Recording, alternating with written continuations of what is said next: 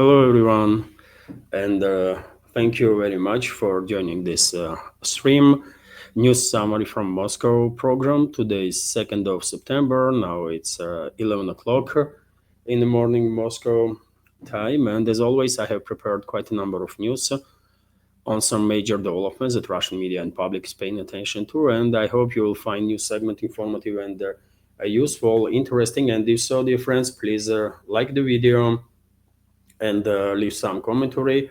This might help to deal with the algorithm and reach a wider audience. Also, dear friends, as always, after news segment, I will join community chat for a little while.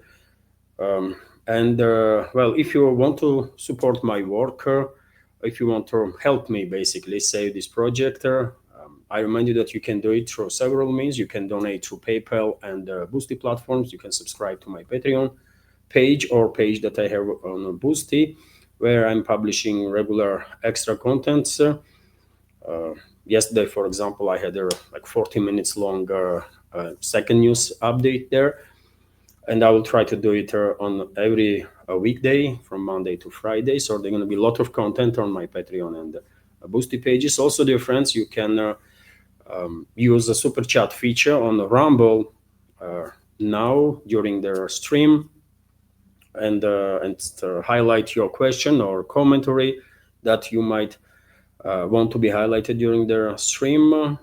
And you can become premium subscriber, by the way, on Rumble, where my channel is monetized. This is it when it comes to intro, I guess. And one more announcement, dear friends. Yesterday, one of the members of community suggested to me to publish a news segment separately after the live stream because, well, allegedly, some members of community, maybe new members or people that are not even subscribed, are finding it difficult to look at the live streams. I don't know how that is possible, but well, I received suggestion to publish a news segment separately, and I will try this week. I will publish separately news segments after stream. Maybe it will work. I don't know.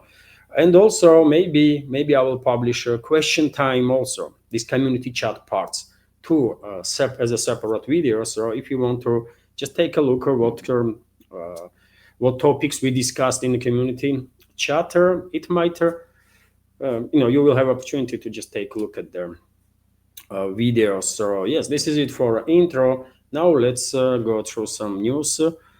And well, as I did last few days, I'm going to start with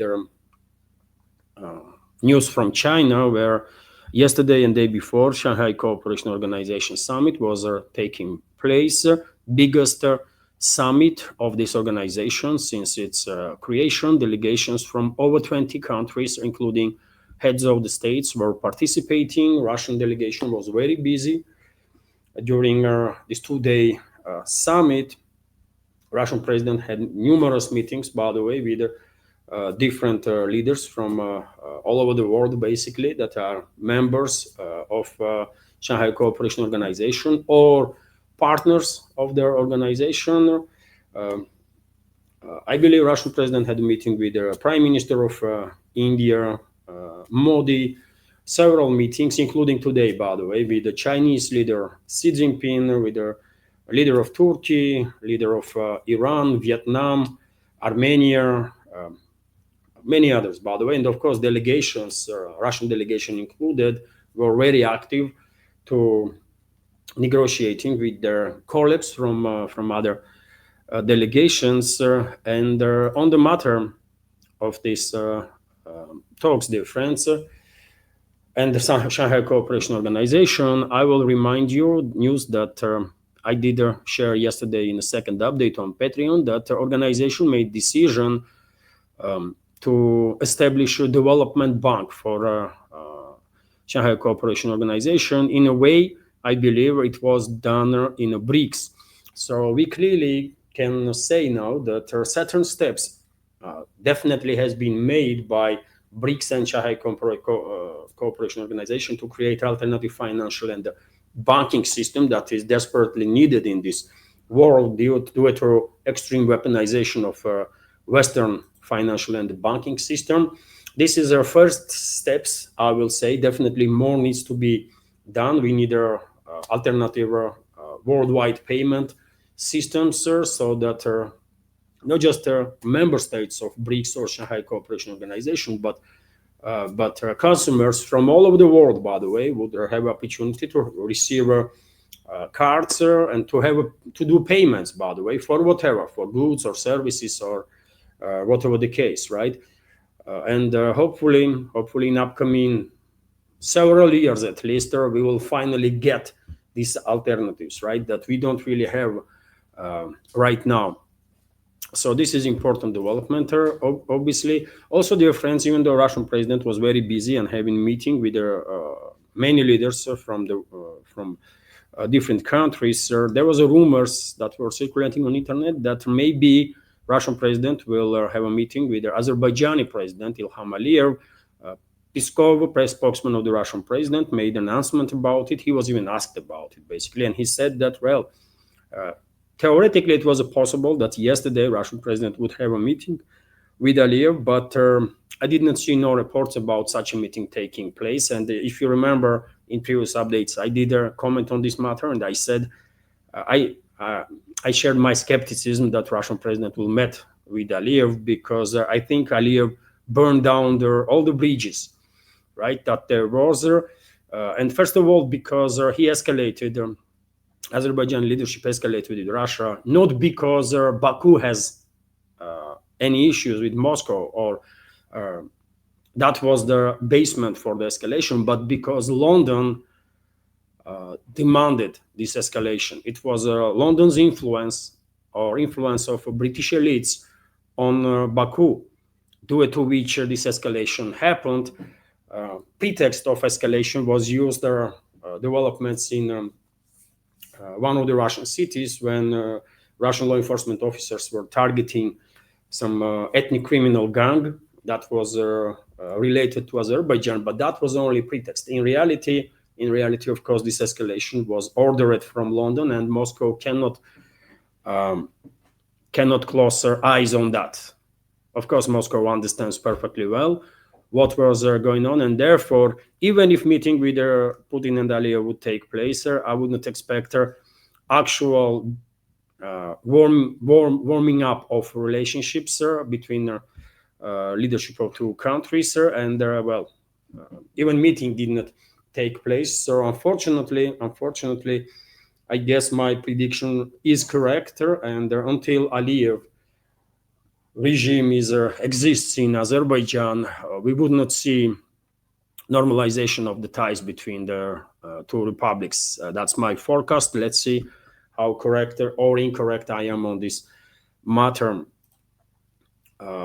Also, dear friends, when it comes to Azerbaijan, foreign ministry of this republic yesterday shared information that and claimed that Council of Ministers of the Organization for Security and Cooperation in Europe, OSCE, on September 1st, that is yesterday, decided to terminate a Minsk process on the Karabakh settlement.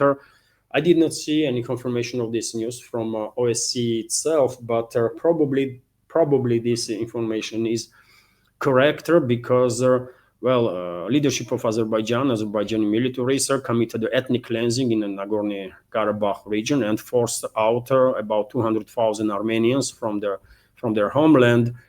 And from Azerbaijani side, there is no more issues with the Karabakh settlement. There is no one there left, literally, to negotiate with.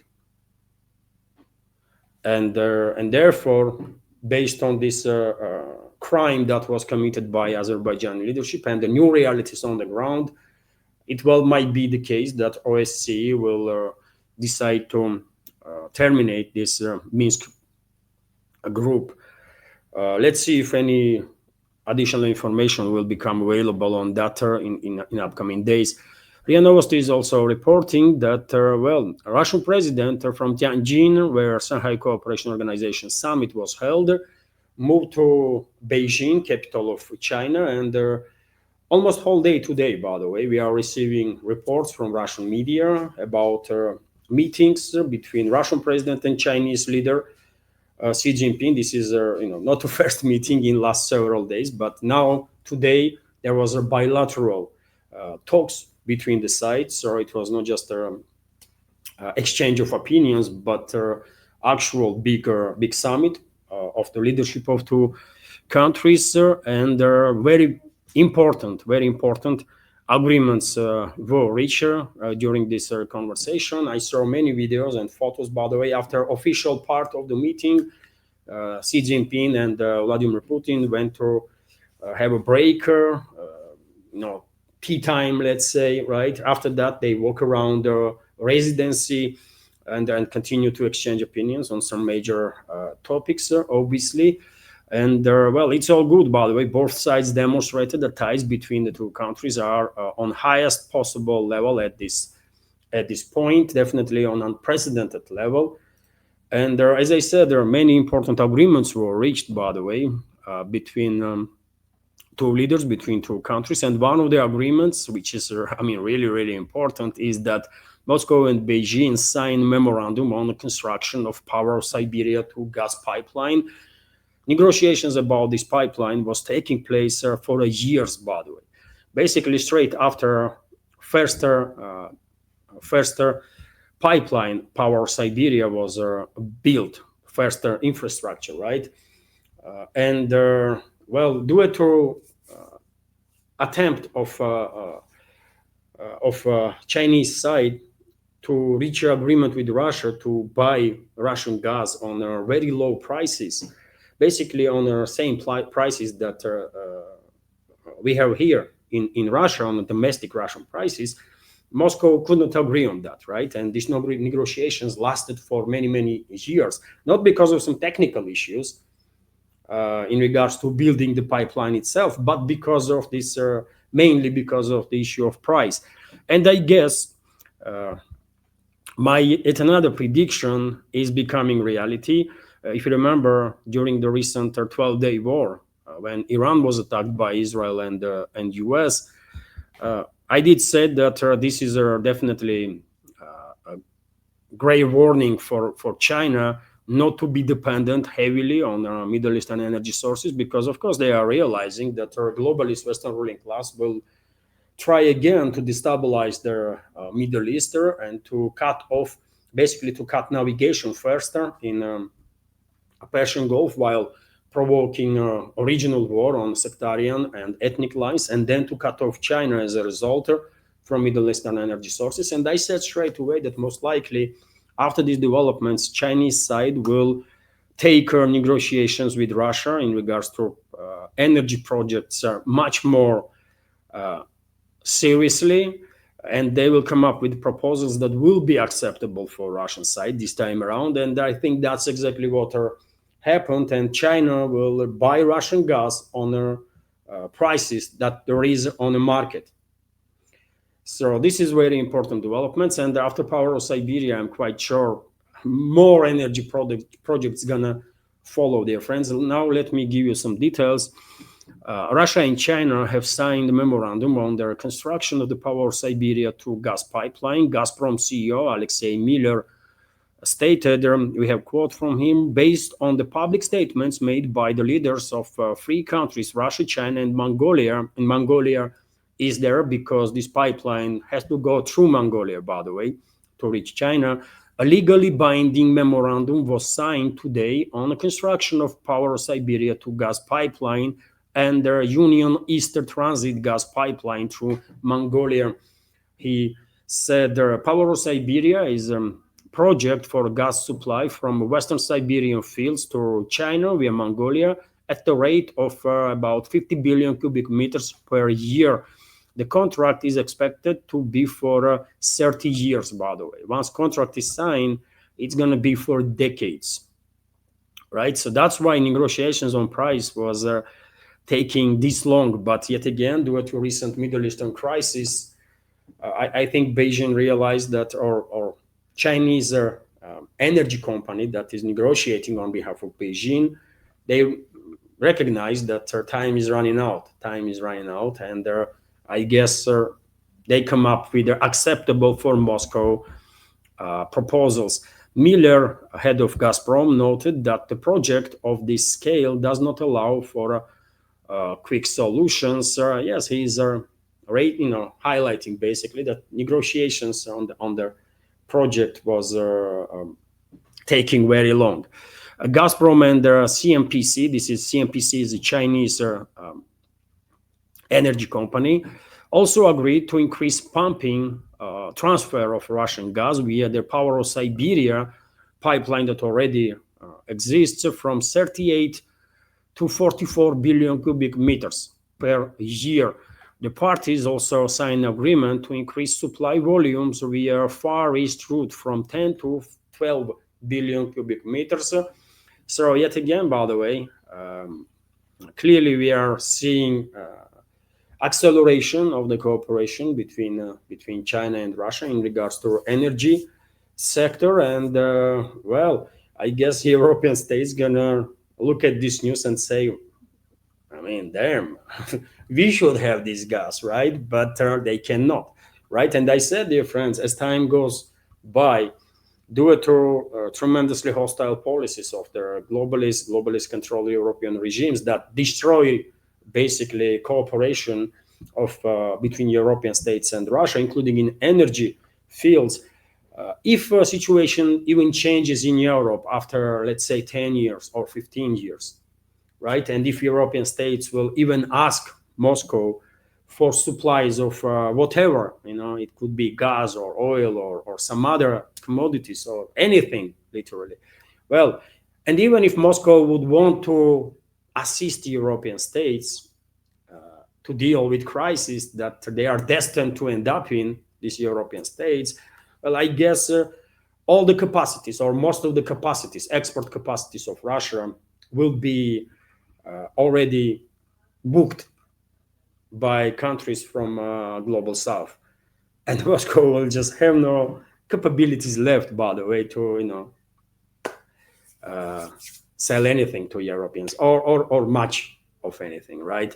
So that's one of the reasons why I'm saying time and time again that give it to 20-30 years, by the way, and European part of Eurasian continent is going to end up in a very dark place and either become a loosely relevant part of this world or maybe even completely irrelevant on a geopolitical scale, by the way, I'm talking about, right?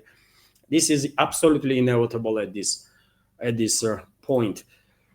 Also, dear friends, on top of this very important agreement on Power of Siberia 2, China and Russia signed more than 20 documents on cooperation.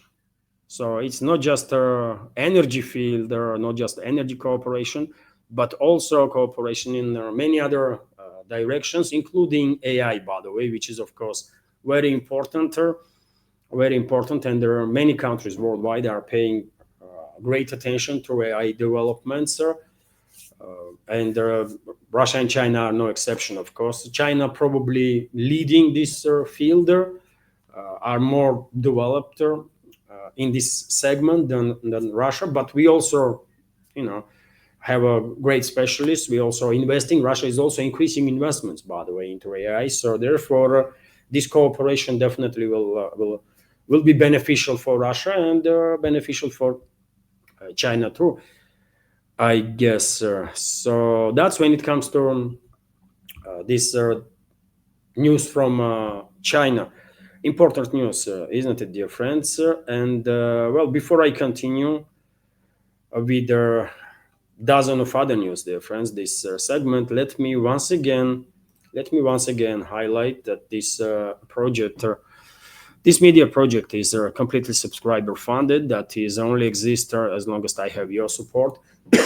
Excuse me, your assistant. And if you like my work, if you want to help basically to maintain this project, please consider to support with donations. You can do it through PayPal or Boosty platform, or you can subscribe to my Patreon page, dear friends, where I have, as I said, extra content or exclusive content on regular basis. Links are on this video in the description box in the pinned comment. And please pay attention to Patreon, especially because in order this project to be in a more or less safe place, our communities on Patreon and Boosty needs to double at least, right? And hopefully more and more members of community, our bigger community on YouTube and Rumble, will consider to join us on a Patreon or Boosty as alternative. And dear friends, you can use your level of monthly support there. It starts from $5, and then it's up to you. It could be $5, $10, $20, or even higher than that if you can afford that. Links are on this video in the description box and in the pinned comment. And even though lately I become actively promoting my Patreon, unfortunately, just one new member joined our community there, and hopefully this situation will change. Just please consider, dear friends, because this is a full-time job that I'm doing, and to be able to stay this active, I need to have some funds to pay the bills, for God's sake. So okay, that's about this advertising. Also, of course, Rumble. By the way, my channel is monetized on Rumble, and you can use super chat feature there, or you can become a premium subscriber on Rumble. That's being said, dear friends, let me continue with some other news. And RIA Novosti is reporting that one of the focus of long-range strikes by Kyiv regime for the Kyiv regime and its Western backers was Rostov. By the way, they are usually or mostly targeting southern regions of the Russian Federation, and last night was no exception. We have reported that air defense systems shut down 13 Ukrainian drones, and unfortunately, there are reports that some drones did manage to bypass our air defense systems and hit residential apartments. 2 high-rise residential apartments were hit, and by miracle, no one was killed, but 4 people were hospitalized, received injuries. And the reports are that residents of those high-rise apartment buildings, more than 300 people, by the way, had to be evacuated. Yet another terrorist attack of Kyiv regime. I'm telling you, dear friends, one might say, you know what, this is just an error. I mean, when one drone attacks some residential area, this argument may work.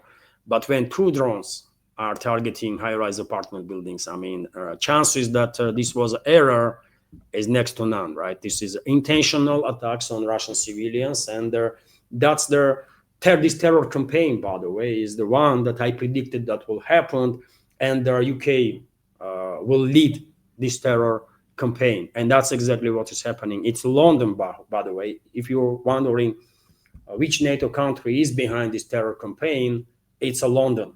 I blame London for that, and they comes, by the way, for Russian retaliation, and the citizens of UK should know that it was not Russia that started this, right? But Russia has every right to retaliate, and they comes for retaliation. RT is also reporting that, Zelensky is threatening with a more long-range strikes, dear friends. I reported about it yesterday, and also yesterday afternoon, news came that there was an urgent sort of a NATO-Ukraine council meeting in Brussels, and I'm quite sure one of the main topics of discussion during that meeting was this terror campaign that London is leading against Russia. And the details are not known. But of course, Russian side pays close attention to developments and will be ready to take action on whatever scale these actions are necessary. But unfortunately, we have on daily basis more and more news that are confirming that globalists and globalist control terrorist regimes basically all over the Europe, and that's what they are. They are terrorist regimes, by the way. They are not about de-escalating anything. They are all about prolongation of this proxy war that they are waging against Russia. And yesterday's meeting in Brussels between this terrorist regime, European terrorist regime, and their proxy terrorist regime in Ukraine was exactly about that. Further terrorist attacks, long-range terrorist attacks, and so on. TASS news agency, meanwhile, is reporting that, and dear friends, we should keep in mind that it's NATO. It is very important, isn't it? Of course, Western propaganda outlets, Western so-called media is brainwashing majority of public in the Western countries, blaming everything on Russia, isn't it? and painting picture that West is a sort of angel and innocent, which is not the case. We all know that, isn't it? But nevertheless, we should keep in mind that it's a collective West that is escalating, and when time comes for Russian retaliations, everyone should understand that this was a retaliation, not the initiation of their hostilities. And this day is inevitable. This day will come. I have no doubts about that. Meanwhile, TASS News Agency is reporting, based on a military expert from LPR, Andrei Marochka, that Ukrainian armed forces lost almost 54,000 military personnel and also mercenaries, foreign mercenaries, in the battles near the LPR over the summer time. So this is just the one sector, by the way, LPR direction, where Kiev regime during the last 3 months lost 54,000 military personnel, and this direction was not really that active as other sectors are. For example, sectors in Kharkov direction or in DPR, right? So 54 tremendous losses, of course, tremendous losses on side of Kiev regime. Also, dear friends, and LPR, by the way, is 99 point like something percent is completely liberated from hostile forces. It's only like forestry areas on the borderline of the republic where some DRGs still might operate, right?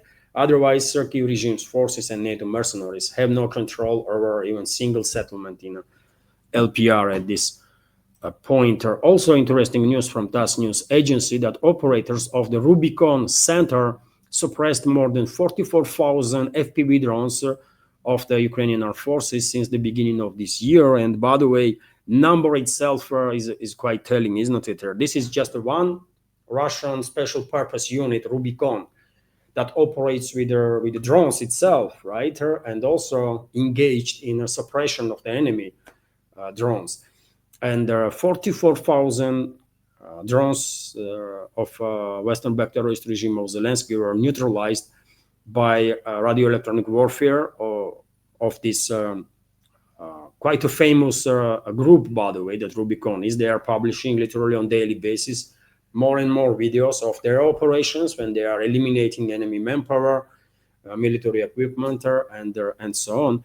And this information clearly gives you understanding on the intensity of the clashes, by the way, on the battlefield. 44,000 FPV drones that was neutralized just by one special purpose unit of the Russian forces. And this is just since the beginning of this year.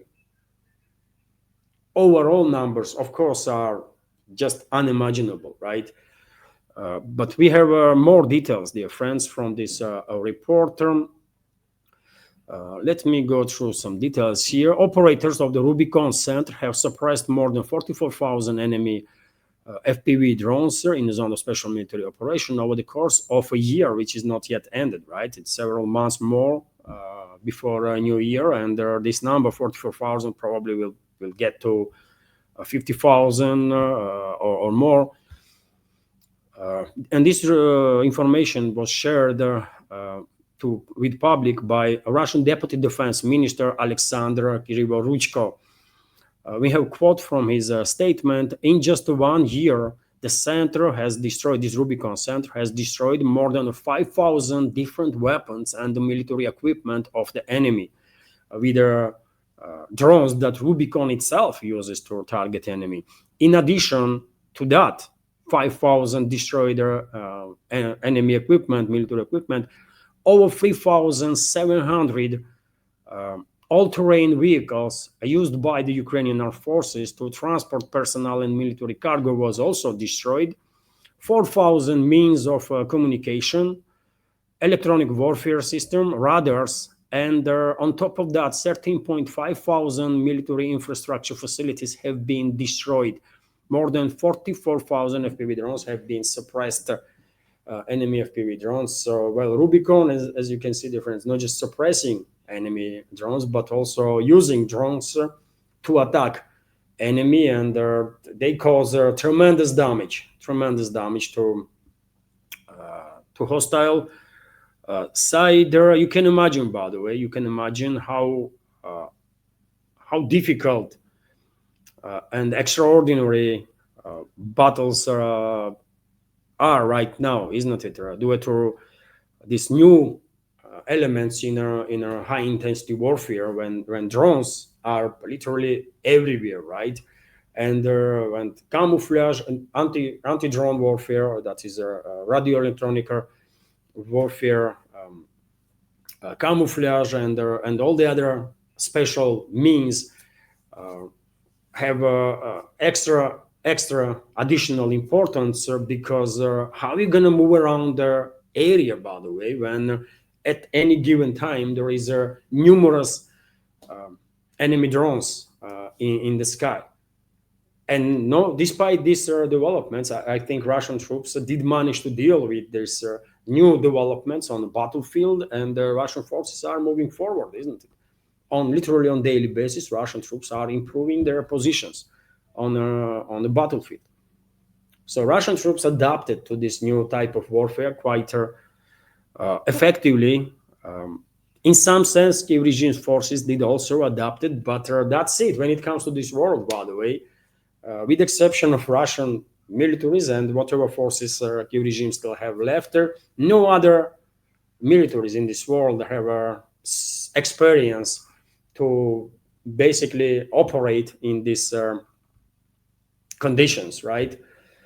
So when I said Russian armed forces, not probably, for sure, by the way, are most capable forces in the world right now, I actually mean that. Because we have experience, our troops have experience that is needed to operate in this new type of warfare conditions, while Western, for example, militaries have no freaking idea what even high intensity conflict is. Nothing to be said about this drone warfare and new tactics that needs to be developed to operate in such conditions, isn't it?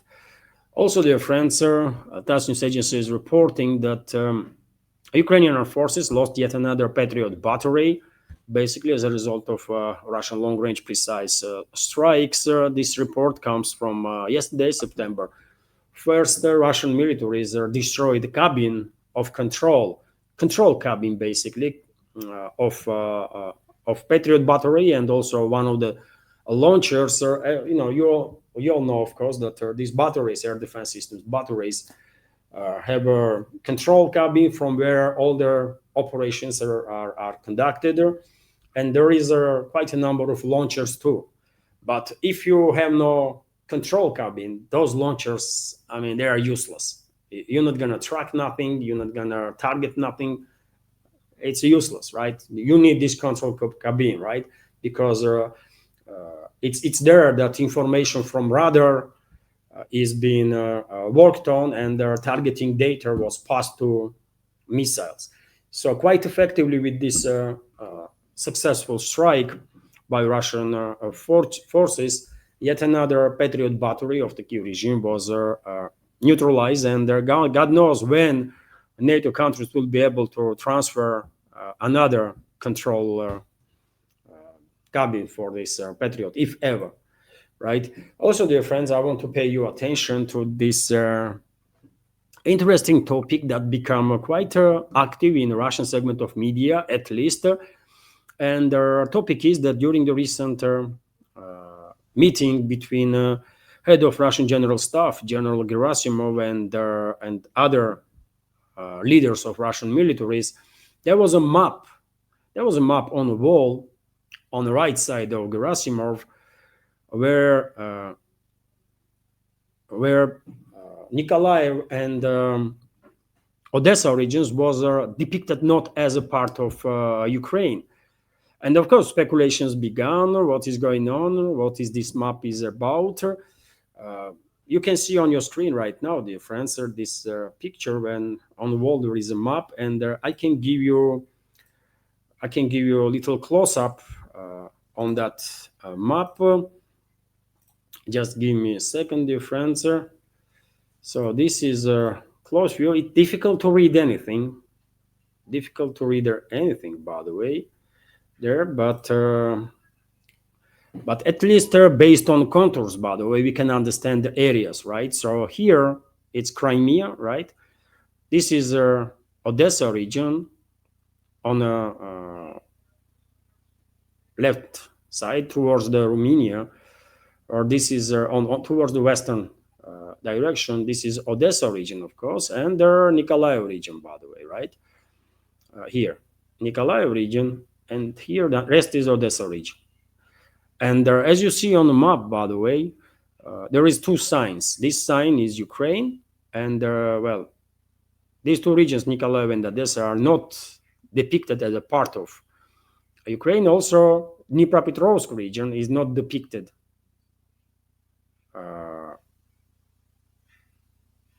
Or it is depicted. But anyways, Nikolaev and Odessa regions are not part of Ukraine on this map, right? And speculations began what that means. Is there any plans to liberate these regions also? And of course, there should be plans to liberate these regions too, because you know my take on the future of Ukraine, isn't it? I said a million times at this point, probably, that once this conflict will end, most likely western parts of Ukraine will be claimed by western neighbors of this creation of Bolsheviks.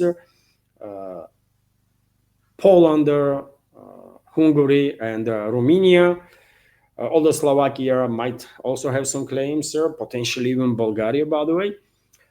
And rest of their territory, by the way, that is historical Russian land, will be either completely or partially incorporated in Russia after referendums. And even if Kiev and surrounding regions, couple of regions, will maintain a landlocked quasi-statehood status, only in an exclusive zone of Russian influence.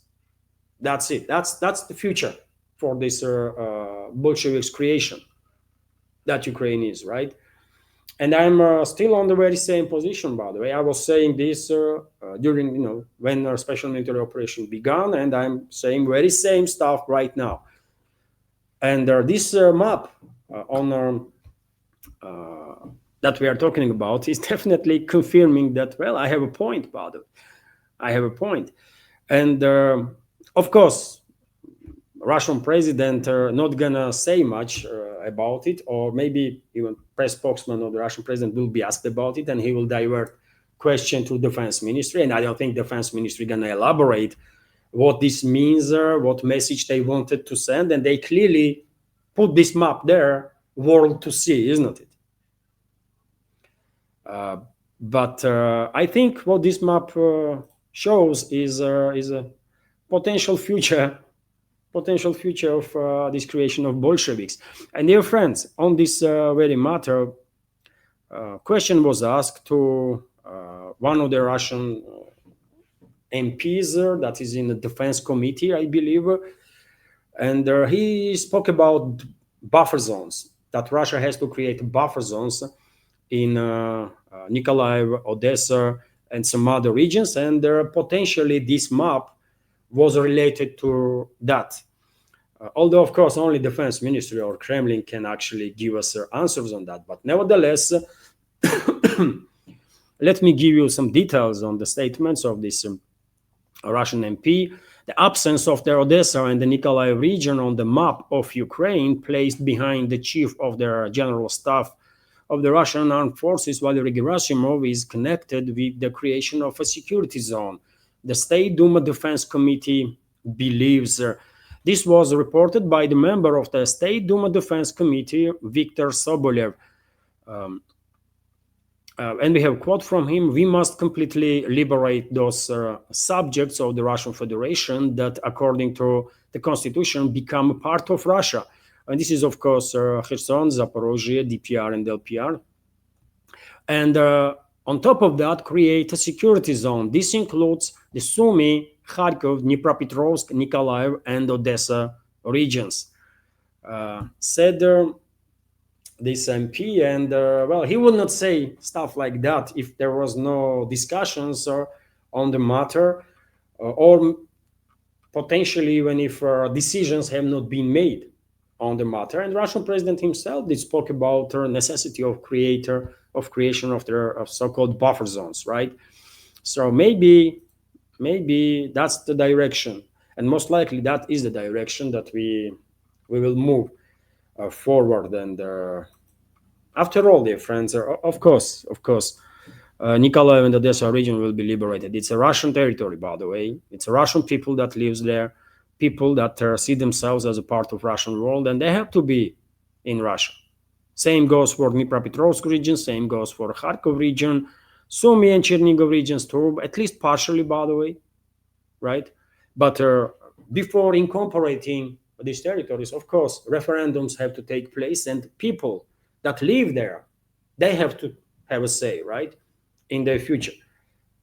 And this can be done, by the way, either through force, and Russia can do it and will do it, or this can be done through political means, through negotiations, right?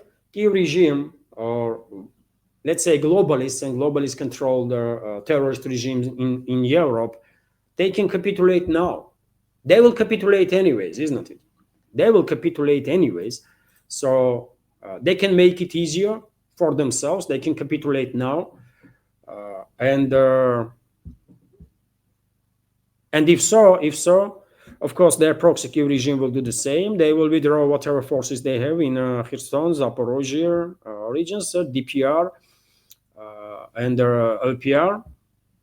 And after that, we will have good enough ground to have a meaningful talks, actually. And one of the demands that Moscow will most likely have, by the way, after a topic of legitimacy of their leadership in Kiev will be resolved, and that topic needs to be resolved too. After that, of course, one of the demands from Russian side will be to hold the referendums under the UN control, by the way. Let's bring UN in, right? I know UN is no longer an institution that, is respected that much in this world, but we don't have anything else, right? That's all we have, UN. So let's bring UN observers, right? Let's do referendums in all the regions of that Kiev formally will be still in control, and let the people decide what they want. Do they want to stay in this creation as a part of this creation of the Bolsheviks on the name of Ukraine, or maybe, in western parts of Ukraine, for example, in Lvov or some other cities, some people might say, you know what, let's join Poland. For example, just saying, Poland will reclaim those areas anyways, with or without agreement of locals. In Transcarpathia, I'm quite sure, by the way, Hungarians, ethnic Hungarians that live there, hundreds of thousands, they will vote to join Hungary.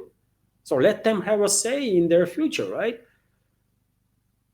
And so people in Odessa region, Nikolaev region, Kharkov, Sumy, Odessa, Dnipropetrovsk, Poltava, and all the others, in Kiev, by the way, they should have a say too. And if they will decide that they don't want to be part of this nonsensical creation of Bolsheviks, and they want to either go independent or join Russian Federation, then, well, let's listen to them, right? And accept their will. Is it democratic enough? I think so. And maybe this is the way that situation will develop, although this is if globalists and globalist-controlled terrorist regimes in Europe will capitulate now, right? And their proxy Kiev regime. Otherwise, well, Russia will have no option but to continue a special military operation and liberate all of the Russian territory. And when it comes to Western Ukraine, then, I don't think that many people here in Russia cares about Western Ukraine. Let the Poland deal with it, right? And Hungary and Romania. Let them deal with Western Ukraine, with all their freaking fascists and the Nazis that have a stronghold there. That's it. Anyways, dear friends, globalists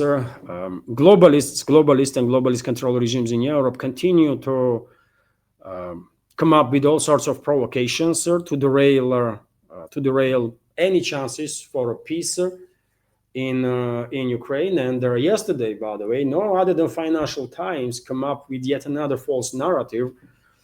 I guess as a part of a new media campaign to create a ground for a false flag operation.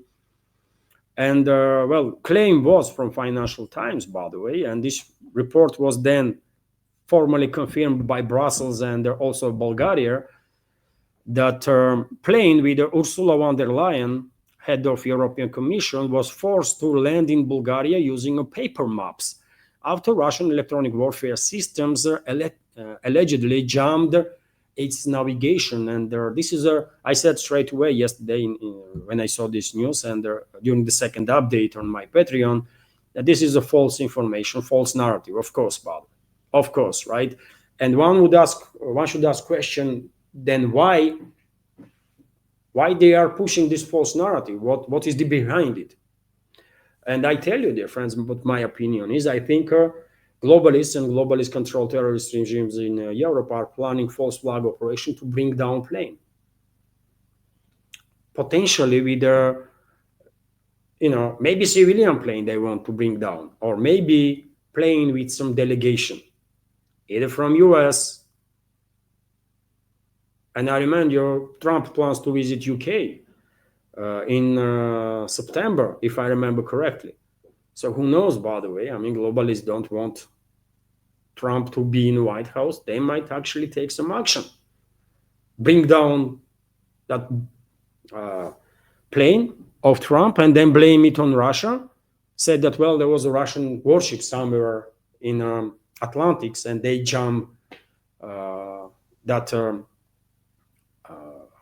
US president's plane, Air Force One or whatever that is. Or maybe they would not dare to go that far, globalists and their controlled terrorist regimes in Europe, first of all, London, Paris, and Berlin. Maybe they would not go that far, and they will bring down some plane from with some European delegation, and then blame Russia on that. They will do anything, by the way. They will do anything to keep US in this proxy war against Russia, because they know perfectly well without US, by the way, they will last only like several months, max 1 year. That's it, man.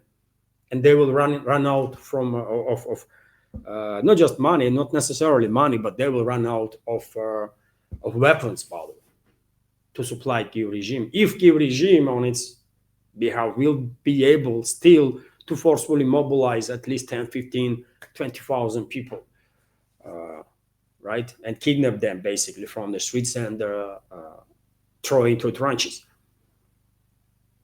So we should keep in mind, dear friends, that this type of false narratives are not created for nothing, not created randomly. Clearly, there is preparations for a false flag operation on part of Western secret services, European secret services, and maybe CIA will assist them in that, to bring down plane, because U.S. intelligence community, even Tulsi Gabbard, by the way, head of U.S. intelligence, even she said recently that deep state has penetrated the intelligence community big time. So no, we cannot be sure that CIA, for example, will operate under the orders of Washington. They have their own agenda, right? So they might actually help secret services of UK, for example, and some other European states to bring down some plane in upcoming weeks or months, and then blame that on Russia. And that's why they are coming up with these nonsensical, crazy, false narratives that, well, Russia jammed their plane of Ursula. Who the hell is Ursula, by the way? Why would Russia waste any resources to harass her, for example, or to bring down plane that she is on board? No, man. For Russia, more such stupid people are in charge in Brussels, formally at least, the better, right?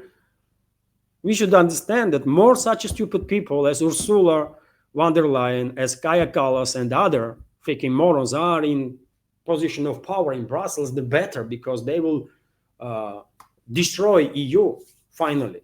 They will accelerate this destruction of the EU and due to their criminal actions, Eurosceptics are on the rise, right? So why would Russia do anything to remove these elements from Brussels?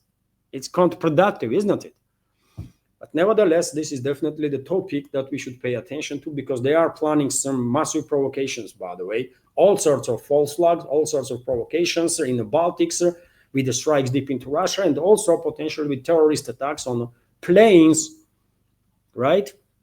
Either with the civilians or with some politicians, Europeans or Americans, whatever. And then they will try to blame this escalation on Russia.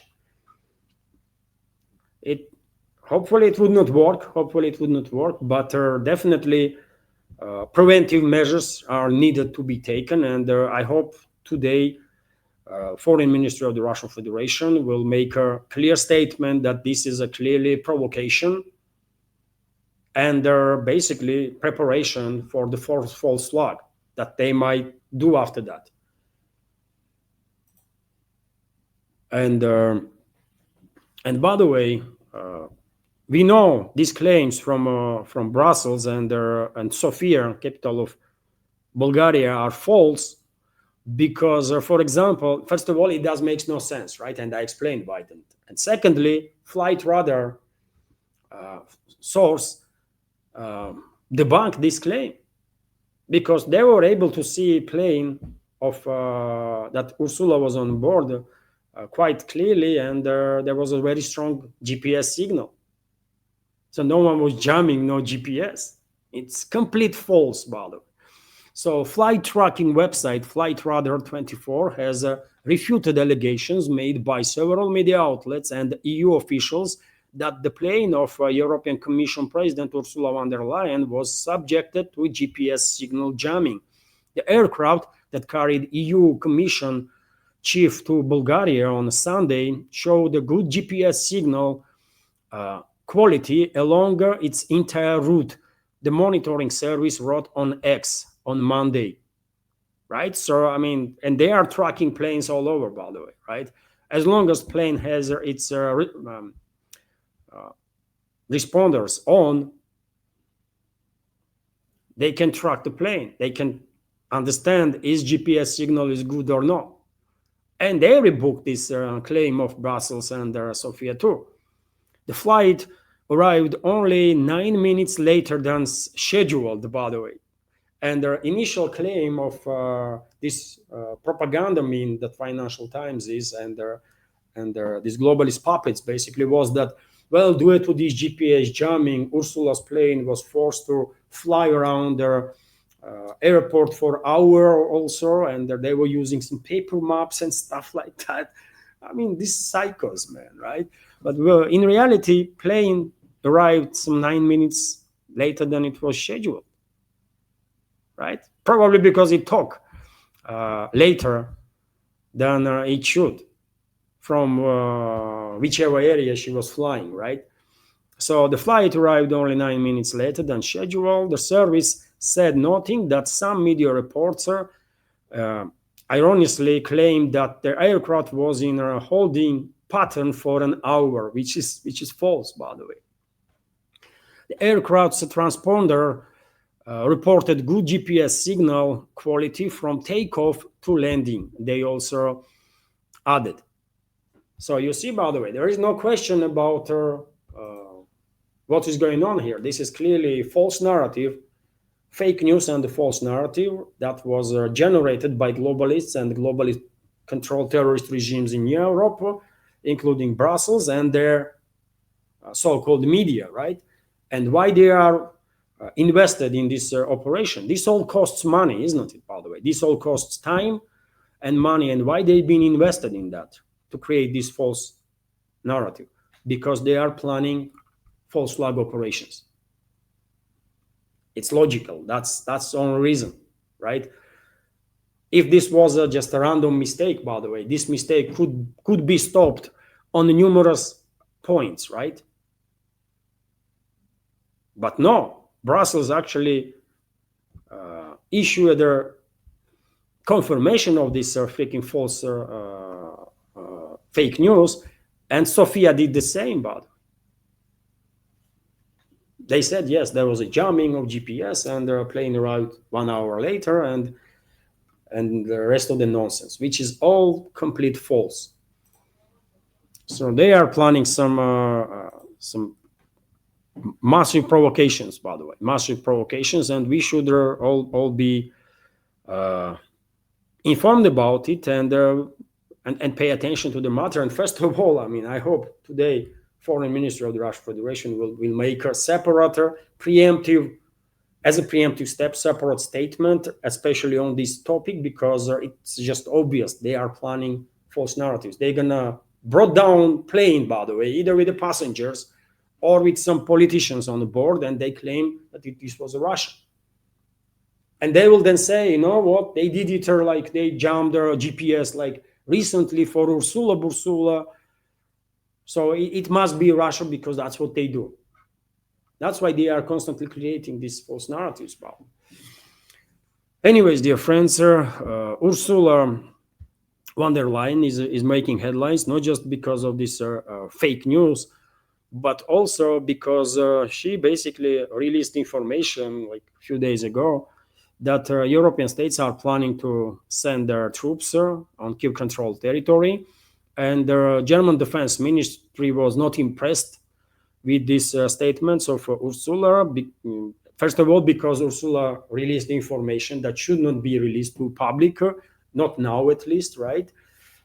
And not because the information is false itself, but because information was released earlier than they were expecting. So yes, it is true, I guess, that this coalition of willing is actually planning to deploy their troops into Kiev-controlled territory, and then that would not end well for them, by the way, right? That would not end well for sure. But in this particular case, German Defense Minister Boris Pistorius was upset with von der Leyen and criticized her for remarks about developing a plan to send European troops to Ukraine. We have a quote from Pistorius. Besides the fact that the EU has no authority or competence regarding troop deployment, regardless of who or what, I would refrain from confirming or commenting on such considerations in any way, he said. So he did not confirm or reject the information from Ursula that they are planning deployment of troops, this coalition of willing. But he also went to criticize her that it's not her business to talk about this matter anyways, right? Which is interesting, by the way. This row between two Germans, Ursula was defense minister of Germany too, isn't it? Am I correct on that? This gynecologist was defense minister of Germany, by the way, Ursula Bursula, washing machine. And so, yes, there is a clearly, hysteria is on such a level among globalists and globalist-controlled terrorist regimes in Europe that these puppets of the globalists in London, Berlin, Brussels, France, Rome, and other capitals, they are beginning to bite each other now. These are freaking rabid animals, man. And they're going to eat each other. As hysteria further escalates in Europe, among European so-called elites, they're going to start biting each other hard, man. And they will try to eat each other alive. They are rabid animals, man. That's what European so-called elites are, man, and the globalists, for that matter. And when it comes to Germany, yet again, by the way, Germany is making headlines in regards to Ukrainian crisis because it is heavily invested in this proxy war against Russia, isn't it? After US, by the way, second country with the most money spent on prolongation of this proxy war and most weapons being allocated is Germany, right? And therefore, I'm not at all surprised that leaders of German coalition factions from SDU, or from CDU, CSU, and their SPD blocs have arrived in Kiev yesterday. According to local propaganda outlets in Kiev, they will hold talks on further support for Ukraine and the efforts to And the war, yes, I mean, and the war. They are not interested in ending the war, by the way. They are interested in prolongation of this war. They are heavily invested, German elites, by the way, despite their opposition from German public. Despite the opposition of German public to this policy, still Berlin, political class of Germany, that is controlled by globalists, by the way, of course, are heavily invested in this proxy war against Russia. And well, it's only a matter of time, by the way. It's only a matter of time, and they will trigger Moscow to take some action. I don't know when and how exactly, what will be that last drop for Moscow, but I'm afraid these so-called politicians from Germany, political class, will trigger Moscow's harsh response. And people of Germany should know and remember then that yet again it was not Russia that started this. It was their own so-called political elites. They should always keep that in mind, and they will, because after all, IFD is on a rise, isn't it? And one of the reasons why IFD is gaining popularity is that more and more Germans are realizing that their leadership is acting provocative against Russia. They are pushing Germany towards direct conflict with Russia, open conflict with Russia, and they don't want it. Why would ordinary German, by the way, that lives somewhere in Köln or I don't know, in Berlin or Munich or Hamburg, why would that ordinary German want to end up in a war with Russia? Why? So, well, I mean, situation is very difficult, by the way, when it comes to these globalist controlled European regimes, man. They are pushing their own countries and their people towards disaster, and only hope is that people there, locals, will wake up, man. That's the only hope we might have, that local people, local societies in Germany, France, Italy, UK, everywhere, by the way, will wake up. And they need to, by the way, they need to, until it's not too late. I mean, too much harm is done, too much destruction, too much death due to criminal activities of the Western elites. But things might get much more worse, by the way, if European societies would not wake up and now. And they have to, by the way, because they are facing more and more challenges, by the way, that will force them to wake up.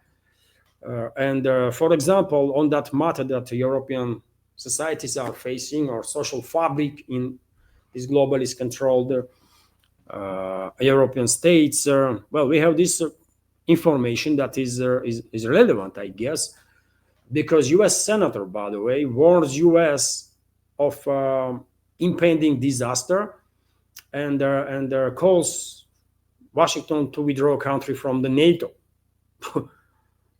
And this is US senator, by the way. So let's see what's going on there. So United States needs to leave NATO to avoid being drawn into Islamic war in Europe. US Senator Michael Lee wrote on their social network X.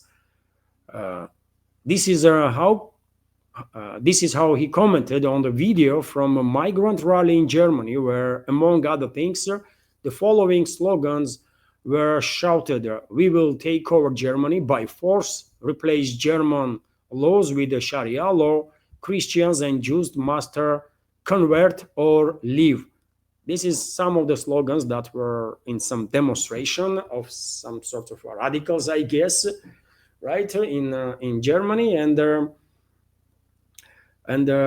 this senator says that if we don't leave NATO soon, we will regret it bitterly, according to him.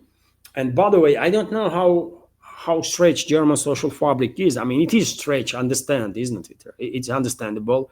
It's not just Germany, but it's France, by the way, UK. I mean, these countries are on the brink of civil war, on ethnic and sectarian lines.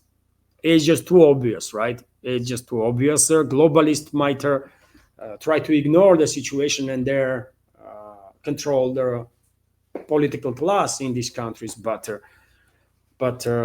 the situation is deteriorating. And members of our community from Germany can, or UK or France or other European countries, I mean, can share their information, how bad their actual reality on the ground is. But well, such a calls, by the way, definitely not help to de-escalate the tensions between the peoples, right, that live in these countries. I mean, to call or to say that they will take over Germany by force, that is quite a provocative stuff to say, right? For such a if any group, by the way, any group, whichever religion or from whichever ethnic group or anything or political group, if any group will say stuff like that here in Russia, they will end up in jail straight away, right? They're not gonna be no freaking discussion. Is it correct move or not? This is a basically call for terrorism, right? And there's civil unrest and civil war that will endanger everybody, no matter what religion you have, what ethnic group, and the rest, right? What background. So this is a terrorist call that should be stopped immediately, right? And by the way, I mean, yes, situation is in Europe is getting bad and bad. And you know what? European societies are basically facing their consequences of their criminal actions of their elites, right? Because these migrants, refugees or economical migrants, and millions and millions and millions of them, right, end up in Germany or UK or France or Italy or other countries. Why? Maybe one of the reasons is that Western elites, including leadership of these European states, were actively engaged in destruction of the countries all over the world, in Africa, by the way, in Middle East, in Southeast Asia, in the Pacific, everywhere. Maybe that's the reason, one of the main reasons. So European societies now are facing the consequences of the criminal actions that their governments, their elites were committing, in some cases maybe 30, 40, 50 years ago, 70, 80 years ago. And also recently, by the way, right? Also recently. And you might be surprised, I don't know, but and societies in Europe, by the way, did not do shit at the time to stop criminal activity of their elites, because of which they are now facing these consequences that threatens civil wars in these countries. And still, by the way, very same societies in these European states do almost nothing right now to stop their criminal elites, right, that are escalating with Russia, dreaming about some sickening ideas, right, and same time destroying the economies of European states. This very same society is still reluctant to do something, right, to challenge these so-called elites, by the way, which is crazy, man. This is, I don't know, and they will face consequences, right, for criminal activity of their elites that they are committing right now against Russia and other countries too, by the way. European societies will face consequences for that too, because every action has a reaction. That's how just things work, right? And I mean, for Europe, maybe it's just too late, man. Europe is just finished. It is what it is, man. Europe is just finished. Migrate from Europe, by the way. Come to Russia. If you are a law-abiding citizen, good, hardworking citizen, if you are respectful, come to Russia, by the way, and you will find peace. But Europe is done, man. It's just too late to do something there, because too much harm, too much damage was done by European so-called elites, and consequences of that gonna be overwhelming, by the way. And I don't think European states are gonna be able to deal with those consequences. No, man, not with such a leadership that they have. Definitely not. And dear friends, if you are thinking that this is some sort of exaggeration on the part of US senator, that there were some demonstrations where some extremist slogans were shared, no, that's exactly what's happening, by the way, all over the Europe, right? And I have another news, for example, from Belgium, on the topic. Belgian official has told critics of her Muslim headscarf to get out of their country, according to video circulating online. Saliha Rice, a city council member for the Social Democratic Worit Party, made the controversial remarks during the municipal council season in Brussels, Molenbeek district, last Wednesday. If people, and we have quote here, if people wearing headscarves bother you so much, if you don't want to see us anymore, move, go somewhere else, get out. Rice is heard saying in the clip. And by the way, if anyone was harassing her for her religious beliefs, that's wrong. That's wrong, of course, no doubts about that. When the whole face is covered, for security and safety reasons, that it is understandable that that kind of dress is banned. Yet again, for security reasons. Otherwise, it's nobody's business really. But just because of the threat of terrorism, countries are forced to basically ban this full cover, right? Because you just don't know what's going on, right? But if someone wears a headscarf, what is the issue, man? I don't understand. So if she was harassed, too bad, by the way. That's too bad, right? But her to call people to get out of country, this is not really the way to go forward, right? Not really a way to deal with their situation, because this kind of attitude, by the way, will create more aggression in a society, right? You better explain that it's nobody's freaking business what you are wearing, right? Or just ignore. If you have already explained like 10 times and you just are sick and tired of it, then just ignore some freaking morons that are, irritate you. But to say that, what, you don't like it, just F off from this country, that will create more aggression.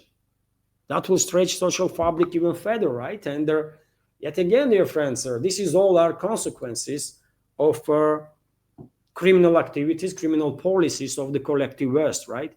They destroyed dozens of countries due to criminal activity, according to stats, by the way, that I heard just a couple of days ago on one of their big US channels in alternative media.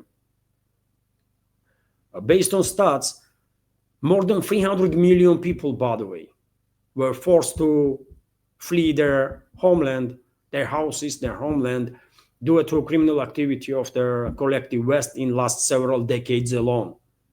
More than 300 million people, by the way. Can you imagine that? And many of them went where? They went to Europe and they went to US.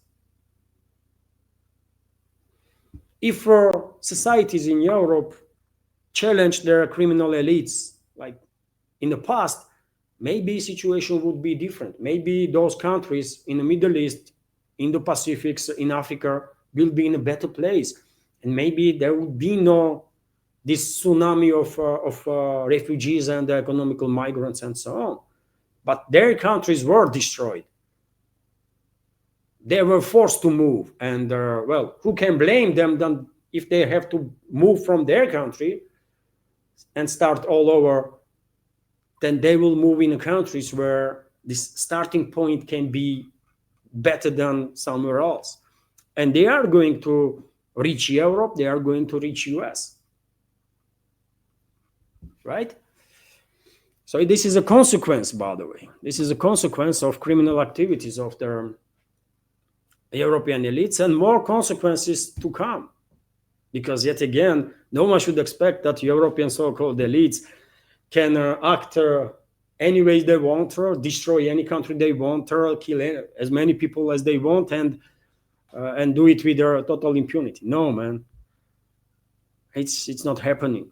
There always is a consequences for everything, and Europe is doomed. That's it. Europe is doomed, by the way.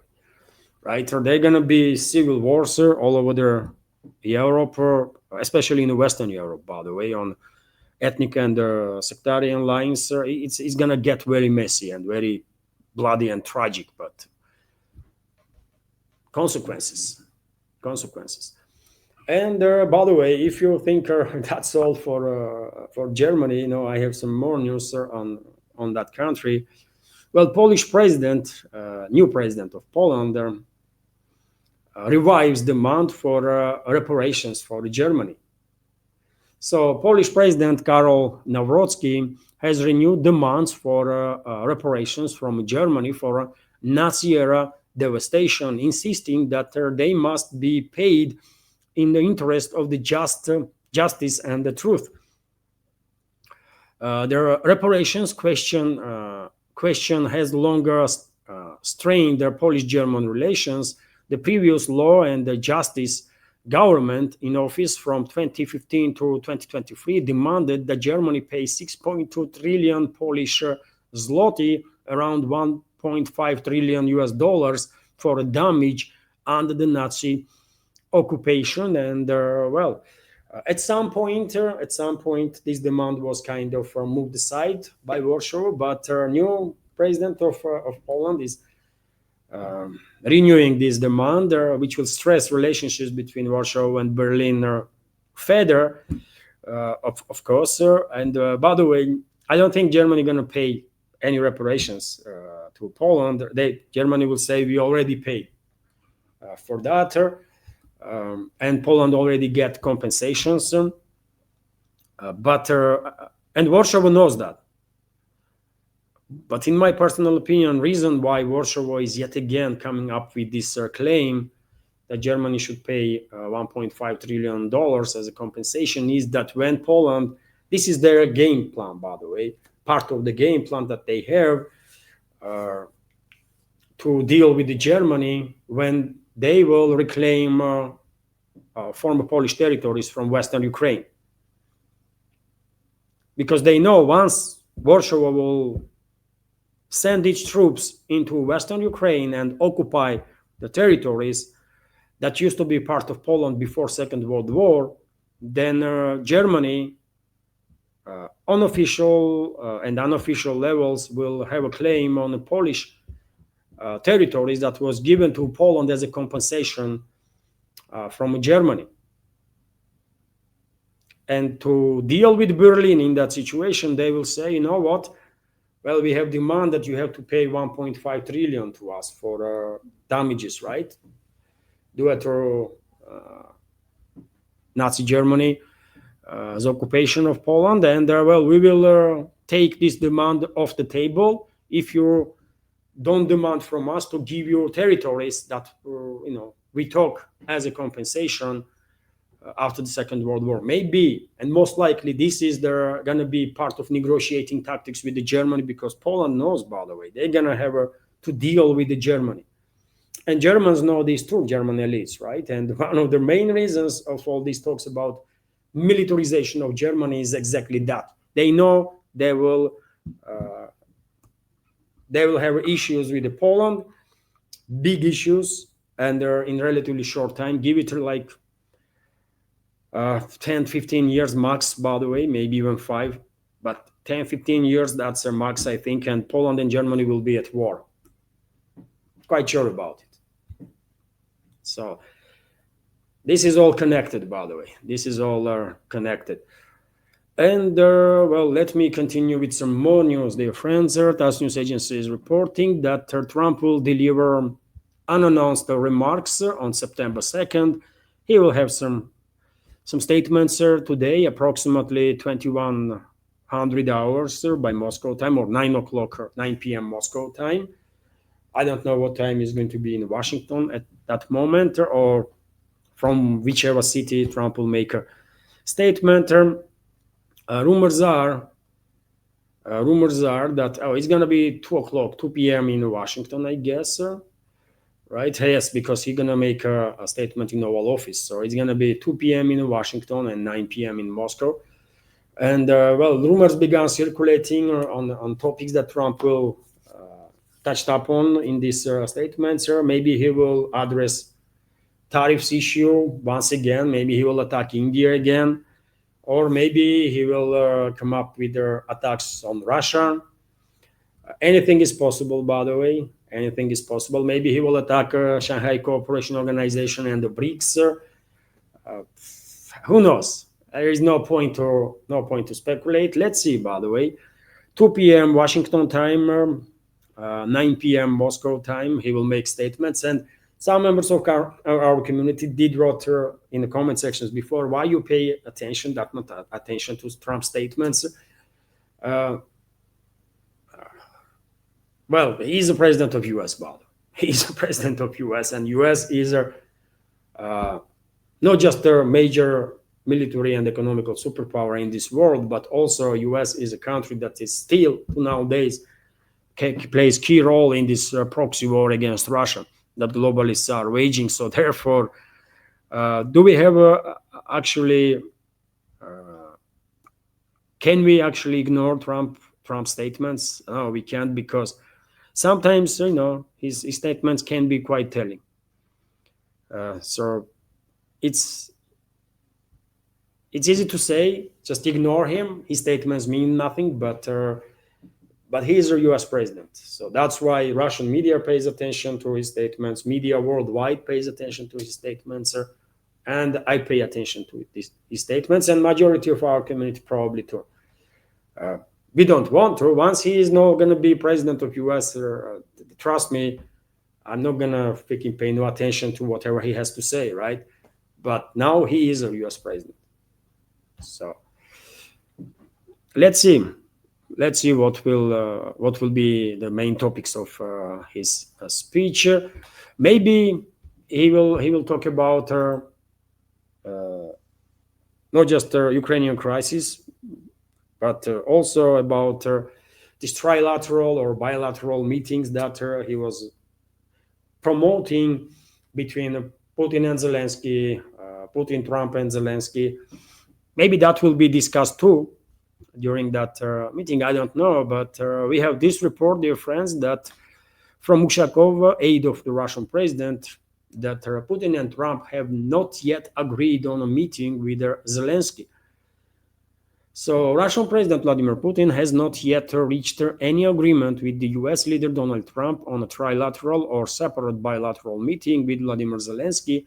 Presidential aide Yuri Ushakov told Vegeterka journalist Pavel Zarubin. And this is interesting, isn't it? Because Trump just a couple of days ago, during one of his interviews, stated that he is not sure about bilateral meeting between Putin and Zelensky, but he's quite sure about trilateral meeting between him, Putin, and Zelensky. So why he was that confident, who knows, right? Maybe he did misunderstood something that the Russian president said, or maybe he was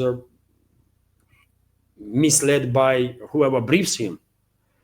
I don't know, but I have no reason to doubt statements of Ushakov, by the way. I mean, he is quite conservative in his statements and never says nothing that not being 100% authorized by Russian president. He is aide of president for a reason, right? So if he says that there was no actual agreement with Trump about a meeting with Zelensky, or by the way, Trump meeting with the Trump and Zelensky, then I guess that is the case. And when I saw this news yesterday, by the way, I was a bit surprised. I was thinking, why on earth Ushakov is commenting on this matter now? I mean, what's going on, right? Because all the main focus of the media is on is on Shanghai Cooperation Organization and all the meetings of the delegations and so on. And well, Ushakov is making statement about these bilateral or trilateral meetings. Well, what the hell, right? It's a legit question to ask. Why is that? And there may be, by the way, maybe behind the closed doors, there was some talks between representatives of the White House and the Kremlin, and maybe Kremlin knows that Trump today will yet again attack Russia, yet again attack Putin, because he's not happy that this bilateral or trilateral meeting is not happening, or for whatever reasons. But maybe he will talk about this topic today too. And this was a preemptive step from Kremlin to share the information that there was no agreements to begin with in place about such a meeting. So therefore, whoever will say anything on top of that will be irrelevant, because there was no agreements to begin with. Anyways, dear friends, let me continue with some more news. And well, US continues to assemble a strike group, basically, of cost of Venezuela. And there already are reports that based on the known information about battleships, military vessels that US Navy already deployed towards the Venezuela, we can assume that this strike package of this strike group is about 268 Tomahawk missiles, cruise missiles, as well as amphibious assault ships of landing with capability to basically assist in a landing operation to 4,000 Marines, right? And these numbers are increasing as time goes by the way. US is sending more underwater and underwater vessels, missile carriers. There is already two, I believe, large amphibious assault ships, and at any time, at any given point, who knows, maybe aircraft carrier, one or two aircraft carriers will join in. And that will be big, of course. I mean, 268 Tomahawk missiles, well, it's a force, of course, but they're not going to do much, right? But if aircraft carriers will get in, that will mean US is preparing for a longer term military operations, right? In any case, Venezuelan government is preparing. There is a full-scale mobilization of reservists all over the Venezuela. Situation is escalating, and it seems like military conflict is inevitable. Reports are that US actively using Guyana to escalate with Venezuela to provoke military confrontation. Now, recently, Guyana was asking whole world not to help to deter Venezuela from military conflict. Now it's Guyana that is on offensive, kind of, because they've been, emboldened by US, right? So unfortunately, yes, it seems like escalation is inevitable. And despite these risks, by the way, this head of Venezuela's government, Maduro, is walking around country and doing some meetings in open spaces. Is his security service learn anything due to recent history of their military operations that Western countries are conducting? One of the first things what they do, they are eliminating political and military leadership of the country that they are targeting. One of the first things what they do is that they are eliminating political and military leadership that they are targeting. This was an attempt of Israel too when they attacked Iran. They just failed, right? Otherwise, they wanted to kill entire military, political, and religious leadership of Iran. They just simply failed. And yesterday I was listening to one of the reports, by the way, that president of Iran, by the way, Pezeshkian, barely survived the attacks, right? And he was scrolling through the rubble, by the way, to come out of the area where he was at the time of the strike. And there are reports that supreme leader of Iran, religious leader of Iran, was also targeted, right? And this is a tradition. That's what this collective West does, by the way, right? What collective West did to leader of Libya or leader of Iraq, and they wanted to do the same with the Syrian leadership. They just were unable, right? So Venezuela's president should take some little more precautions, if he wants to leave. Otherwise, during the first missile strike that US will conduct against Venezuela, Maduro and whole his entourage may get blew up. But unfortunately, yes, war is most likely inevitable at this point between US and Venezuela, and potentially between Venezuela and whichever neighboring country there will attack them on the orders of Washington. And if you are interested what is Moscow's position in all of this, well, we have a statement of Deputy Foreign Minister of the Russian Federation, Sergei Rabkov, who expressed full support and solidarity with Venezuela's government in defending national sovereignty during a meeting with the Venezuelan ambassador to Russia, Jesus Rafael Salazar Velasquez. And well, that's official position of Moscow, by the way. We support Venezuela, right? But also, of course, we all have a question: if it comes to war, what will Russia do?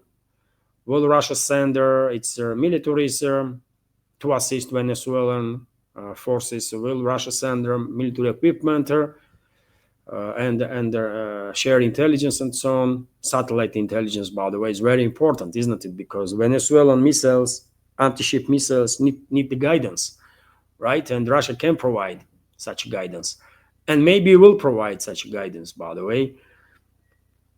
Who knows? And Venezuela might be the topic of Trump's statements today also, potentially, right? Well, I don't know. I don't know where Moscow will stand. Officially, Moscow supports Venezuela's government in sovereignty of Venezuela, but because I don't know a level of agreements, if any was reached behind the closed doors between Moscow and Washington, because I don't know details of that. I cannot predict. Will Russia use Venezuela to revenge on US or not? I mean, it's a wrong words to say. I mean, will Russia assist Venezuela? That's a better way. Will Russia assist Venezuela to revenge all the Russian killed civilians and militaries that died because of the US actions, hostile actions towards Russia? Will Russia assist Venezuela to revenge on US or not? If there is agreement behind the closed doors reached between Moscow and Washington that US will agree on the concessions before Russia and will withdraw from this proxy war, in that case, Moscow will probably, exercise restraint and not retaliate on a state level, not seek revenge on a state level. But if there is no agreements between Washington and Moscow in a place, then then directly or indirectly, yes, Venezuela might receive assistance from Russia, and certain groups will definitely seek revenge on US, 100%. But only question I have: will Russia on the state level do it or not? But some independent groups from Russia will use any opportunity to revenge on US, by the way, to harm US from now and forever. Because no one gonna forget and forgive tens of thousands of lives of the Russian citizens that was lost due to this proxy war that West is waging against Russia, in which the US played a key role. So it is what it is. few more news, dear friends, are on the news segment. Yesterday, Donald Trump once again come up with a post on his Truth Social and attack India, trying to explain to his followers why it's a good idea to attack India and tariff India and so on. And it's not just the Trump, by the way, but for whatever reason, his aide, Peter Navarro, is going crazy, absolutely crazy, by the way, assaulting and insulting India day in, day out. I don't know if he was authorized to act this crazy or what the hell is going on. But yes, literally on daily basis, Navarro is giving a couple of interviews to all their media networks in US, so-called media networks, and in every freaking video, in every freaking interview, he's attacking India. And I can give you a short clip, by the way, of one of the such appearances, right, of him on one of their channels. Let's listen to this.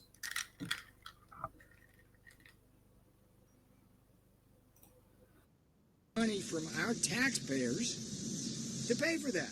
That's crazy. So the road to peace in many ways runs at least partly through New Delhi. It's time for Modi to step up. I have great respect for Modi. I love the Indian people. It was a shame to see Modi getting in bed as the leader of the biggest democracy in the world with the two biggest authoritarian dictators in the world, in Putin. I mean, this freaking idiot don't even knows what autocracy and their dictatorship is. I mean, he is simultaneously calling Russian and Chinese leadership authoritarians and the dictators. So which one are they? Are they authoritarians or are they dictators? It's a huge difference there.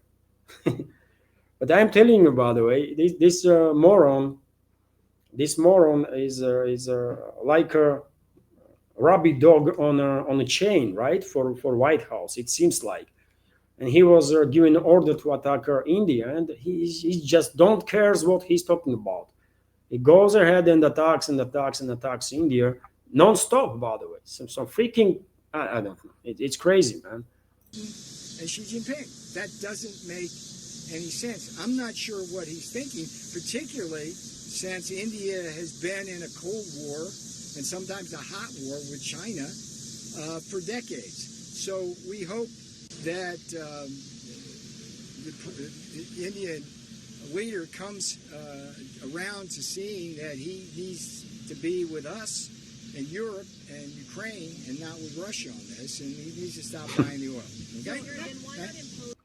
Unbelievable, man. Unbelievable. He has no idea, by the way. I'm quite sure he has no idea about historical ties between Russia and India, about cooperation, historical cooperation between Moscow and New Delhi, how important of the role Moscow play to help India to save its statehood, by the way, right?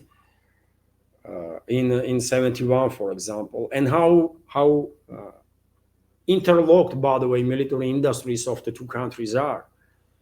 West was refusing, dear friends, to provide India with any technologies decades and decades ago, with anything at all, right? And it was only Soviet Union that helped India to build up factories and to get technologies and to be in a position that they are right now, when they are working, by the way, on a fifth generation stealth fighter jet, and they're domestically, based on their own technologies, are building warships, by the way. And all these achievements, not completely, by the way, main driving force was Indian people, of course, and they're determined to defend themselves and to be, to move forward. But Russia definitely assists, right, in that. And as this idiot Navarro is saying that, well, India should be with us, with US, with Europe and Ukraine, not with Russia. I mean, this is impossible, man. This is impossible to comment seriously, man. It's just too crazy. It's just too crazy. And yet again, one of the members of our community jokingly said a few days ago that Trump should be, given a Nobel Peace Prize that he is dreams about for bringing together India and China. And you know what? In every joke there is a part of a truth, isn't it? In every sarcastic phrase, and this is exactly the case with this tremendous hostility that Washington is demonstrating towards India. They actually accelerated process of cooperation between India and China. It's true, by the way, and I was happy to see Russian president, Indian prime minister, and Chinese leader like a friend standing on the sidelines of Shanghai Cooperation Organization, like as friends, by the way, and exchanging opinions, maybe sharing some joke or two and laughing together. It was great to see, by the way. That's what we need. By the way. And New Delhi and Beijing reach agreement not to treat each other actually as a hostile, but to treat each other as a partners. And this is also a great deal of achievement, I will say. So if anything, yes, Trump deserves that freaking Nobel Peace Prize for bringing India and China together, by the way. That had historically had quite difficult relationships. It's true, by the way, and they still have quite a number of issues that they have to resolve somehow, right? But for a multipolar world, for BRICS, for Shanghai Cooperation Organization, for humanity, by the way, it's a great news that India and China are getting closer to each other. This is very important. When it comes to Russia, India, by the way, we always had strategical relationships, and it's not going to change. We are not just friendly nations to each other, and on the level of people, by the way.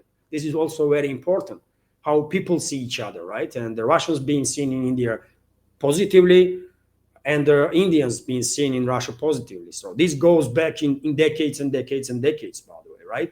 So this is also important, how people see each other. And we see each other friendly, and their governments, of course, have an easier time, by the way, to further enhance this strategical partnership based on this warm relationships, warm attitude of the people of two countries towards each other, right? So Navarro and Trump and the rest of them, by the way, can dream about destroying relationships between Moscow and New Delhi, but it's just not going to work, period, by the way. There's not even discussion there, right? So it is what it is, man. And dear friends, this is, if you think this is all when it comes to US assault on India, unfortunately not. They're not going to achieve much. This is for sure. But they continue to this attempt to pressure India, to attack India, and they are demanding from Europeans to do the same now. So US pushes EU states to sanction India on the same way that Washington did, by the way, that is 50% tariffs. So the US is pressuring EU nations to impose additional tariffs on India, or its continued oil trade with Russia that would be similar to Washington's 50% levies on Indian goods. Sources have told their Axios and their India Today, and unfortunately, there is a certain possibility that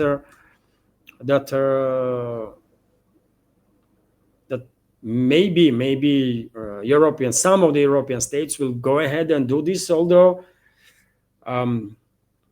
probably chances on that is quite low. I mean, it would be absolutely crazy, by the way, on part of Europeans too, to get this hostile towards India, right? So therefore, I don't think, despite the pressure from Washington, Europeans gonna go ahead and actually do the same with India as US does. But Washington tries, by the way. Washington tries, and I'm quite sure Indian leadership pays attention to this situation, and Indian diplomatic missions all over the Europe will do their best to inform the local elites there that it would be a grave mistake on part of Europe if they will go ahead and destroy relationships with New Delhi. But unfortunately, yes, this confrontation continues, and this is truly insane, isn't it? West is attacking, or in this particular case, Washington attacks India and demands the same from Europe for cooperation, formally for business ties between Russia and India, in energy field in particular. And this is happening while US acts differently in regards to China, for example. That is the biggest buyer of Russian energy, bigger than India, by the way. And it's not just China, but European states itself, by the way, buy Russian oil still, to nowadays buy Russian oil and gas. So what the hell? This is not even double standards, by the way. This is not even double standards. This is total insanity. And I mean, as time goes by, I have more and more reasons to believe a recent report from New York Times isn't it, that Trump escalated with India because he's not happy that India refused to nominate him for Nobel Peace Prize. I mean, it does look like something personal at this point. Although, yes, there is also argument that while attacking India, Washington basically is sending message to companies all over the world that are planning to move their manufacturing plants from Europe to India, for example, or from China to India, to not do it and to transfer their manufacturing capabilities to US directly.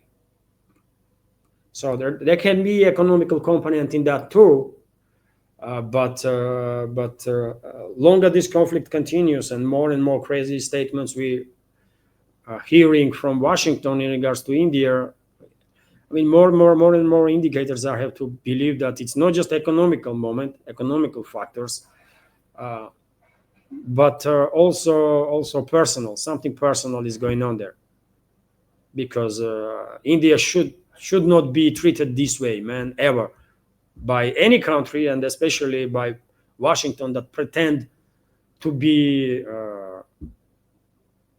ally of India, right? Some 6 months ago, by the way, Trump was bragging about having great relationships with Modi, and now look what they are doing. What the hell, man? And meanwhile, India not just ignores all these threats from Washington, but further enhances cooperation with Russia, by the way, right? More cooperation is underway, deepening ties. Russian market is ready to receive whatever goods India was selling to US, by the way. They can sell it to Russia, by the way. Just bring it here, right? Russian economy is definitely not as big as US economy, but you will get some compensation. And by the way, China is also opening its market for Indian goods. So BRICS countries, Shanghai Cooperation Organization and the BRICS countries actually are standing next to India, right, in this crisis situation. And they are definitely not alone. And when it comes to further enhancement in the cooperation between Russia and India, we have this report, by the way, that India wants to build a low-power nuclear power plants, land-based and floating, as well as faster neutron reactors, together with Russia. Alexei Likhachov, Director General of the Rosatom State Corporation, told the journalists. And yes, by the way, it's not just oil and gas, but Russia is cooperating with India in a nuclear energy field also, and for decades, by the way. This is not something new, right? But they're going to be new projects in place, which will benefit both sides, of course. I can give you some details. Documents of their development of the Indian economy include a very ambitious point. This is their transition from their current 9 gigawatts of the nuclear energy to their future 100 gigawatts. This is more than 10 times in the period up to 2047-48. This implies, of course, strengthening and intensifying cooperation, primarily in terms of building our nuclear reactors in India, Likhachov said. And that's going to be done, right? Russia is building, Rosatom, by the way, Russian lead corporation in the nuclear energy field, is a leading company in this world when it comes to construction of the nuclear power plants. And there is a great deal of experience between India and Russian sides here in terms of cooperation. And if India wants, and they do, by the way, more nuclear power plants, Russia is here to help with that, for sure. So yes, cooperation will deepen further, not being destroyed as Navarro, aide of White House, was hoping in that video that I showed a minute ago. And dear friends, this is it for a news segment. Hello everyone, I hope you find informative and useful this short clip from main news update, and if so, please click that like button and leave some commentary just about anything. It might help to deal with the algorithm and reach wider audience. And if you like my work in general and want to support to save this media project, you can assist through several ways.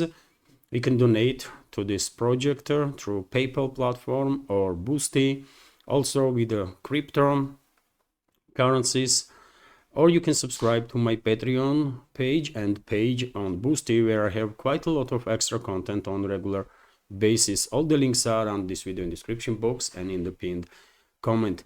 And of course, many thanks to everyone who already helped and continues to support. Thank you.